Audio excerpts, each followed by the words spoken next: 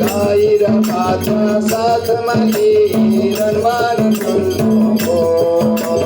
गाईर माझ्या साथ मध्ये रनमान डुलको गोपिनी सबलाई चाले र कृष्ण कथा को बोलको गोपिनी सबलाई चाले र कृष्ण कथा को बोलको हे कृष्ण